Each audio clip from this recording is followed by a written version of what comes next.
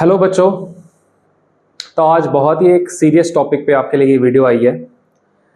अभी 2 दिन पहले ही हमने एक पेपर के गो थ्रू हम हुए हैं, नीट 2025 नीट इस सेशन का, और ख़ास फोकस पूरे ऑल ओवर इंडिया में अगर हम बात करें तो मेजॉरिटी टीचर्स की बात करें, पेपर सेटर्स की बात करें, बहुत बड़े बड़े मॉडरेटर्स की बात करें, तो सबके टिप पे एक ही सब्जेक्ट है जिसका नाम हमारा प्यारा सब्जेक्ट फिजिक्स है। आज लेकिन मेरा जो ओपिनियन है, जो मैं खास अपने बच्चों के साथ शेयर करना चाहता हूँ, मेरी ये वीडियो जिस भी ऑडियंस को टारगेट करेगी, लेकिन उसमें कई होंगे जिनका ओपिनियन मुझसे मैच नहीं करेगा, लेकिन मैं खास अपनी बात खाली अपने स्टूडेंट्स तक रखना चाहता हूँ कि सोसाइटी में जो एक वर्ड बहुत ज़्यादा फैल रहा है, जल्दी से आग की तरह फैल रहा है। अगेन इस एग्ज़ाम में एक डिपार्टमेंट को बहुत ज़्यादा विलन की तरह क्रिएट किया जा रहा है, और वो डिपार्टमेंट हम सभी को पता है, एनटीए। अब कोई भी जब टेस्टिंग एजेंसी कोई पेपर बनाती है तो उस पेपर के अंदर डीमेरिट्स और मेरिट्स देखे जाते हैं, नॉर्मल सी बात है। इस बार का नीट का अगर हम एग्जाम देखें तो इसमें कुछ जो बातें जो मुझे हजम नहीं हुई जब मैंने भी पेपर देखा, इवन मेरे खुद के स्टूडेंट्स में अगर हम देखें तो मैंने 2 से 3 कैटेगरी देखी है बच्चों की। कुछ कैटेगरी के बच्चे हैं जिनका पेपर बहुत ही खराब हो गया, और उनका मेन रीजन, मैं यहाँ पे आपको कुछ बातें हाईलाइट करना चाहूंगा, उनका मेन रीजन था कि उन्होंने हमारे फिजिक्स को 4th अटेम्प्ट पे रखा था। पहले उन्होंने जूलॉजी और बॉटनी में से एक किया, फिर केमिस्ट्री किया, फिर बायो का दूसरा वाला सेक्शन किया, और लास्ट में फिजिक्स को रखा। और वो करते करते किसी बच्चे के पास 40 मिनट बचे थे, किसके पास 45 बचे थे, किसके पास 1 घंटा बचा था, बट उस प्रेशर में आके ओएमआर शीट भरनी थी। तो बहुत मल्टीपल रीजन थे जिसकी वजह से वो पैनिक हो गए, और वो पैनिक होने की वजह से 4th पेपर फिजिक्स को अटेम्प्ट करने में जब वो गए तो उनका पूरा पेपर अटेम्प्ट ही नहीं हो पाया। तो यहाँ पे मैं कहीं ना कहीं कहूंगा कि आपका उस टाइम पे एक सिलेक्शन क्राइटेरिया थोड़ा सा गलत था। हाईएस्ट मैं जो मानता हूँ फिजिक्स को दूसरा या तीसरा सब्जेक्ट रखना चाहिए नीट में, उससे अब और बियॉन्ड नहीं जाना चाहिए। कुछ ऐसे बच्चे मुझे मिले हैं, मल्टीपल स्टूडेंट्स हैं ऐसे, जिन्होंने फिजिक्स को 2nd पे रखा। पहले बायो का एक सेक्शन किया, फिर फिजिक्स, फिर बायो का दूसरा, फिर केमिस्ट्री। उनका कहीं ना कहीं केमिस्ट्री हल्का सा चैलेंजिंग रहा, लेकिन उतना चैलेंजिंग नहीं रहा जितना फिजिक्स था, पर उनका फिजिक्स का पेपर कंपैरेटिवली बहुत अच्छा गया। 41-42 क्वेश्चंस वो बच्चे कर पाए हैं, जिसमें से 1 और 2 नेगेटिव उनके हो रहे हैं। तो एक अच्छे स्कोर पे वो लैंड हो रहे हैं वो बच्चे। चलो, ये तो होगी बात। तो ये तो हमारा हो गया कि हमारा पेपर सिलेक्शन में। पर अगर हम पेपर के लेवल की बात करूं तो अनडाउटेडली मैं इस बात से बिल्कुल भी अनजान नहीं हूं, बिल्कुल भी मैं आपको ये डिसएग्री नहीं करूंगा, पेपर टफ था। पेपर टफ बिल्कुल था, लेकिन ऑलरेडी हमारे पास एक अलार्मिंग सिचुएशन थी। आज से ठीक 2 महीने पहले हमने जब फिजिक्स के एग्जाम को सीबीएसई बोर्ड में दिया था 2025 अगेन, तो एक बहुत बड़ी अलार्मिंग सिचुएशन थी। मैंने उस टाइम पे भी वीडियो में कहा था, आप मेरी बैक डे वीडियो पे जाइए, मैंने कहा था ये हमारा लिए सीबीएसई का एक बहुत बड़ा अलार्म बज गया है कि जाग जाओ, बहुत लाइटली ले रहे हो। हमेशा आपके अंदर एक वर्ड होता है कि PYQ करेंगे, लास्ट ईयर का ट्रेंड देखेंगे, उसके हिसाब से चले जाएंगे। सीबीएसई ने भी बैंड बजाई थी, और वही बैंड 2 महीने बाद एनटीए ने भी बजाई। तो ये हमारे नई बात नहीं थी। हमें किसी एजेंसी को, किसी भी टेस्टिंग एजेंसी को, किसी भी एग्जामिनेशन सेंटर को, किसी भी एग्जाम के टीचर को हमें ब्लेम नहीं करना चाहिए। हमें एक सेल्फ अवेयरनेस उस टाइम पे दी गई थी। पहला नॉक सीबीएसई ने किया, हमने उसको लाइटली लिया। कुछ टीचर्स ने अपने आप को डिफेंड करते हुए कहा कि हमने ये पहले बताया था, वो बताया था। बट अगेन बच्चों को एक अवेयरनेस सही देनी बहुत जरूरी है। मैं आपको यहाँ पे अवेयर करने आया हूं, और आपके थ्रू आने वाली जनरेशंस, नेक्स्ट ईयर, उससे नेक्स्ट ईयर के बच्चों को अवेयर करने आया हूं कि अभी भी हमें जागना है। PYQ खाली प्रैक्टिस के लिए ठीक है, पर उससे जज करना पेपर को बहुत बड़ी बेवकूफी है। 2014, 2016, 2021 के भी नीट क्वेश्चंस इतने टफ नहीं थे, आई ऑल्सो डू एग्री। लेकिन हम ये डिनाई नहीं कर सकते कि बाकी एंट्रेंस एग्जाम जो इंडिया में होते हैं उसके पेपर इससे टफ नहीं होते, वो इससे भी टफ होते हैं। कुछ टीचर्स का, बहुत हाई प्रोफाइल टीचर्स, मैं उन सबकी बहुत रिस्पेक्ट करता हूं, उन्होंने ये तक कह दिया कि ये जेई मेंस को लेवल पछाड़ गया। हम ये भी गलतफहमी है, बहुत बड़ी गलतफहमी है। जेई का पेपर 8 शिफ्टों में होता है। मैं कभी ये बात पे एक्सेप्टेंस नहीं दे सकते 8 की 8 शिफ्टों में सवाल इनसे ऊपर नहीं थे, बहुत ऊपर थे इनसे। हर शिफ्ट का अपना एक लेवल था, उस लेवल के अकॉर्डिंग हम कुछ कह सकते हैं कि कुछ शिफ्ट्स नीट के लेवल से बहुत नीचे थी, एग्री। बट ये कह देना कि जेई का लेवल ही ऐसा नहीं था तो बिल्कुल गलत है। नीट के बच्चों के लिए मेरे पास 2 मैसेजेस हैं। पहला मैसेज, आपका पेपर जैसा भी हुआ, आप 2 कैटेगरीज में आप आते हैं। एक जिन्होंने 12th के बाद एग्जाम दिया, और एक जो ड्रॉपर्स हैं। पहले मैं फ्रेश बच्चों की बात करूं, जिन्होंने इस साल 12th का पीआर किया और इसी साल उन्होंने नीट दिया है। उनके लिए मेरे पास एक सिंपल सा मैसेज है, आपकी तैयारी जैसी भी थी, अगर आप किसी भी तरह से एक और चांस लेते हैं तो बस उस चांस को इस सीरियसनेस से लेना कि आप फिजिक्स के कंटेंट को बहुत डेप्थ में जाके एक अच्छे नोट पे जाके क्लियर करना, और हमेशा अपने देने वाले एग्जाम से थोड़ा सा ऊपर वाले एग्जाम को टारगेट करके उसका तैयारी करो। क्योंकि हमारा यहाँ पे बहुत बच्चों का, मेजॉरिटी नीट के जो बच्चे अपीयर करते हैं, उनका मैथ्स सेक्शन का जो एक फियर होता है वो फिजिक्स में देखा जाता है। मैथ्स तो वो ड्रॉप कर चुके होते हैं, पर उनका वो फियर फैक्टर, उनका एंजाइटी फैक्टर यहाँ पे फिजिक्स में आता है, तो फिजिक्स में भी वो उस लेवल के क्वेश्चंस को अटेम्प्ट ही नहीं करते। पर अब वो टाइम आ गया है कि आपको भी उस क्वेश्चन को अटेम्प्ट करना है, उसकी तैयारी करनी है और उसके ऊपर एग्जाम देना है, तो आप डेफिनेटली एक बहुत अच्छे सेफ स्कोर पे लैंड करोगे। दूसरा मैसेज मेरा आप बच्चों के लिए ये है कि लास्ट ईयर की बात है 2024, हम अगेन बहुत कंप्लेंट पे थे। जिस साल पेपर बहुत इजी बना था, इतना इजी पेपर बना था कि 650 इतना अच्छा स्कोर है मेरे लिए, मेरे हिसाब से बहुत बढ़िया स्कोर है नीट के लिए। 650 वाले बच्चे को एक नॉर्मल सा गवर्नमेंट मेडिकल कॉलेज नहीं मिल पाया, तो इससे बड़ा हम क्या उस पेपर के ऊपर डीमेरिट सोचे कि ये काय का पेपर है। 650 बच्चों, एक बहुत बड़ा स्कोर है। 80-85% जब हम किसी एग्जाम में स्कोर करते हैं ना, तो हम उस डम कैटेगरी में नहीं आ सकते, पर अगर हम अच्छे कैटेगरी में आते हैं तो हमें एडमिशन ही नहीं मिल रहा। तो नीट ने अपने उस चीज को वॉश आउट करना है। कंपटीशन दिनों दिन बढ़ता जा रहा है, बच्चे अपने आप को और तैयार कर रहे हैं, हमें भी उस रेस में लगना है, हमें अपनी तैयारी और बढ़ानी है। पर अगेन नीट ने इस बार थोड़ा फिल्टर आउट करने के लिए हल्का सा लेवल अपना राइज किया। टफनेस से ज्यादा पेपर में लेंथ देखी गई थी, कि लेंथ ज्यादा थी। कुछ क्वेश्चन थे जो हम कर सकते हैं लेकिन टाइम कंज्यूमिंग थे, 5 से 7 मिनट उस क्वेश्चन में लग रहे थे, उससे हमारे बाकी क्वेश्चन हैम्पर हो रहे थे, ये बात है। तो यहाँ पे मैं तीसरा पॉइंट मेंशन करना चाहूंगा कि लेंथ का इशू आया था, क्योंकि नीट में देखा ये जाता था लास्ट 5-6 साल का अगर हम ट्रेंड देखें, 21 को हटा दो, उसके अलावा लास्ट 5 साल का ट्रेंड देखोगे तो ये था, कोई क्वेश्चन देखा पीवाईक्यू में देखा हुआ है, सिमिलर है, सीधा टिक कर दिया, यूनिट डायमेंशन के ऊपर बेस था, सीधा टिक कर दिया, काइनेमेटिक्स का था, सीधा टिक कर दिया, थर्मो का सीधा टिक हो रहा था, बहुत से ऐसे क्वेश्चन थे। कैपेसिटेंस के नेटवर्क, बहुत इजी नेटवर्क आते थे, सीधा टिक हो रहे थे। वो आदत हमें लग गई, हमें लगा नीट का तो सीधा टिक हो जाता है। इस साल वही चीज देखी गई कि लेंथ वाइज क्वेश्चन लंबे थे, कोई टेक्निक नहीं लग रही थी, कोई ट्रिक नहीं लग रही थी, सॉल्व करना पड़ रहा था। बच्चे सॉल्व कर रहे थे, पैनिक हो रहे थे, टाइम वेस्ट हो रहा है। टाइम, क्योंकि चौथा सब्जेक्ट, ये उन बच्चों की बात है जिन्होंने चौथा सब्जेक्ट चूज किया, उनका वैसे ही टाइम रश आउट हो रहा था। तो ये सारे रीजन से आपका पेपर तो कहीं ना कहीं खराब हुआ है। लेकिन एनटीए की अलार्मिंग सिचुएशन सीबीएसई में आ गई थी। उस टाइम भी टीचर्स ने सीरियसनेस नहीं दिखाई, बस एक सिंपल सी वीडियो बना के अपने व्यूज बढ़ाने के लिए ये सब काम किया। आज भी वो टीचर्स कहीं ना कहीं हमें अच्छा गाइड नहीं कर रहे। मैं आपके थ्रू एक मैसेज देना चाहता हूं कि आप अपने माइंड को क्लियर कर लो कि एग्जामिनेशन एजेंसीज को कोई भी गलत वर्ड यूज करने का, अब्यूज करने का, ये करने का, वो करने का कोई फायदा नहीं है। हम अपनी तैयारी को ऊपर लेके जाए, हम उसको स्केल अप करें। ये कुछ पॉइंट्स थे जो मैंने पेपर में देखे कि पीवाईक्यू के ऊपर बहुत ज्यादा डिपेंड होने का कोई मतलब नहीं है।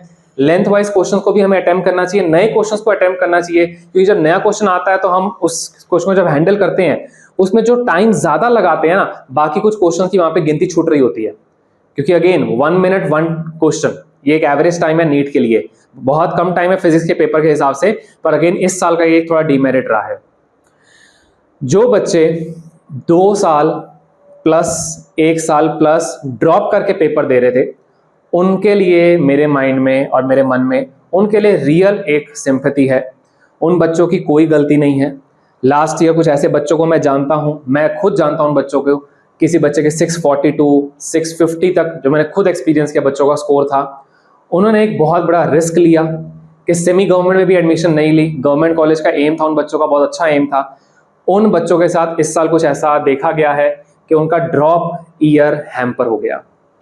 तो उन बच्चों के लिए मैं एक ही बात कहूंगा, आपकी मेहनत में कोई कमी नहीं थी, आपके डिटर्मिनेशन में कोई कमी नहीं थी, आपके फोकस में कोई कमी नहीं थी, आपने मेहनत की है, पिछले साल भी अच्छा स्कोर लिया था। नीट वालों की उस साल जरूर गलती मैं कहूंगा कि किसी बच्चे के 650 आ रहे हैं, उसको आप कॉलेज अलॉट नहीं कर पा रहे, तो ये बोर्ड की गलती है। हमारे पास उतने सीट्स होने चाहिए, बच्चे का इतना अच्छा लेवल है, नियर अबाउट 85-90% किसी कॉम्पिटिशन एंट्रेंस में वो क्रैक कर रहा है, तो उस बच्चे को बिल्कुल सीट मिलनी चाहिए। लेकिन इस साल इस गलती को ठीक करने के लिए उन्होंने जब फिल्ट्रेशन किया, तो कहीं ना कहीं हम भी उसमें अगर फिल्टर हो जाते हैं तो हमारी मेहनत में कमी नहीं है, बिल्कुल कोई दिक्कत नहीं है। पेरेंट्स को उन बच्चों का बिल्कुल सपोर्ट करना चाहिए। पेरेंट्स को इस बात की गारंटी देता है कि हाँ, हमारे बच्चे ने नो डाउट अनगिनत मेहनत की है, बिल्कुल दिन रात एक करके मेहनत की है। तो उन बच्चों के लिए खिलाफ कोई, कहते हैं ना, मन में कोई रोष नहीं होना चाहिए, बिल्कुल उनकी मेहनत है। अभी उन बच्चों को मैं ये कहूंगा कि अगर आप कोई ऑल्टरनेट में जा सके, क्योंकि देखो MBBS is not the only option for NEET aspirant, simple सी बात है। आपके स्कोर के साथ मैच होता हुआ अगर आपको होम्योपैथी, उसके बाद आयुर्वेदिक और कितने ही और स्कोप्स है, ठीक है, फिजियोथेरेपिस्ट है, बहुत सारे स्कोप हैं, अगर आप किसी में भी अपने आप को टर्न आउट कर सकते हो तो आप बिल्कुल टर्न आउट करना।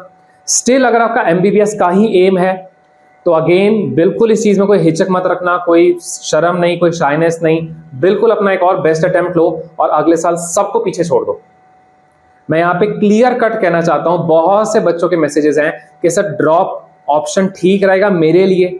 अब मैं किसी पर्टिकुलर को यहाँ हाईलाइट नहीं करूंगा, बट हाँ मेरे मन में जो अपने टाइम से लेके आज तक मैंने बच्चों का एक्सपीरियंस देखा है, 90% ड्रॉप रिजल्ट्स बढ़िया रहे हैं, 90%।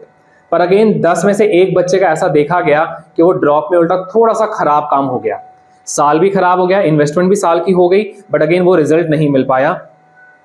तो ड्रॉप करना चाहिए या नहीं करना चाहिए, उसके लिए मैं एक सिंपल सी बात बच्चों को कहता हूं कि आप प्लीज सबसे पहले अपना एम और फोकस चेक करो कि आप इस कंपटीशन को देख किसके लिए रहे हो।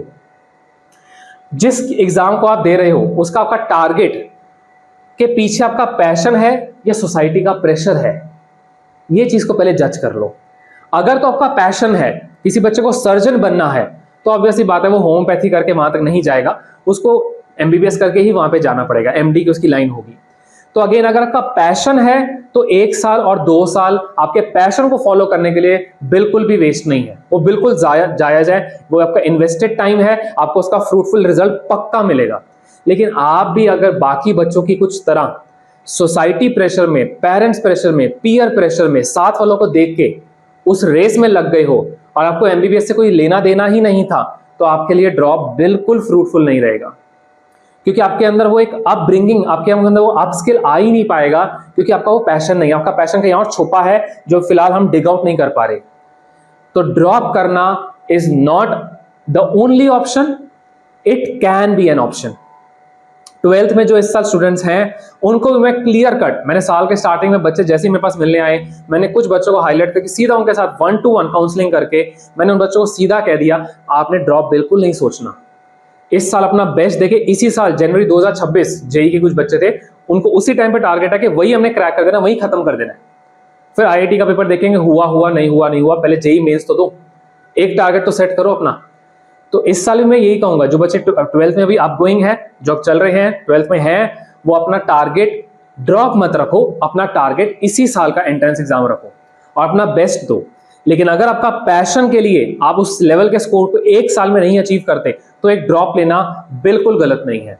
बट ये ड्रॉप उन बच्चों के लिए गलत है जिनका पैशन नहीं है, खाली सोसाइटी प्रेशर में आके ड्रॉप ले रहे हैं, उनका स्कोर नहीं आ पाया, एडमिशन उनको वहीं पे चाहिए थी, क्यों चाहिए थी? साथ वाले का प्रेशर, उनका खुद का दिल। कुछ ऐसे बच्चे हैं जो पीसीएमबी लेके बैठे हैं, आप सब उनमें, आप सब जानते हैं अपने फ्रेंड्स को, पीसीएमबी लेके बैठे हैं, क्यों बैठे हैं? क्लियर नहीं है कि जेई करना है या नीट करना है। ऐसे भी एग्जांपल्स हैं जिन्होंने दोनों क्लियर किए हैं, बिल्कुल सोसाइटी में बहुत सारे एग्जांपल्स हैं, बट हमारे पास आपके लिए, आप स्पेशल एक केस स्टडी हो अपने लिए, आपको खुद की केस स्टडी खुद समझनी है बच्चों। ड्रॉप करना है नहीं करना है ये आपकी चॉइस है, बस ये देख लो कि आपके ड्रॉप करने से आपके पास जो ऑप्शंस हैं उन ऑप्शंस में आप कहीं नहीं फिट हो पा रहे। जैसे मैंने कहा, नीट वाले बच्चे खाली एमबीबीएस को टारगेट मत करो, मल्टीपल कोर्स हैं, नीट के थ्रू एंट्री हो जाती है, आप वो चेक करो कि आप वहां कहीं पे आप सूटेबल देख सकते हो। आज भी ऐसे मैं कई बच्चों को जानता हूं जिन्होंने, जब मैंने देखा उनकी जब काउंसलिंग हुई, सब कुछ हुआ, तो उनको ऐसे ऐसे ऑप्शंस उनके सामने आए जो बच्चे कहे ये तो एमबीबीएस से बहुत मच बेटर है मेरे लिए, वो बच्चे वहां चले गए और टर्न आउट हुए, आज 3 साल 4 साल अपने कोर्सेस में हैं, वो बहुत ही सेटिस्फाइड है। तो please go for some options, अपनी हंटिंग कीजिए, उन ऑप्शंस में देखिए कि आप उसके अंदर बिल्कुल फिट बैठ रहे हो, क्या आप उसको अपना पैशन बना सकते हो, तो बिल्कुल जाइए, ड्रॉप करने की कोई जरूरत नहीं है। पर अगर यस, पिछले 3 साल 4 साल क्लास 9 से ही आपके मन में एक ही छवि बनी हुई थी कि आपने तो एमबीबीएस करके ही एक सेटअप डॉक्टर बनना है, तो बिल्कुल आप ड्रॉप कीजिए।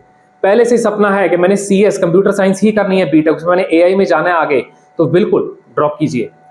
बट अगेन ड्रॉप अपने लिए कीजिए, अपने पेरेंट्स के लिए मत कीजिए, सोसाइटी के लिए मत कीजिए, साथ वाले के लिए मत कीजिए।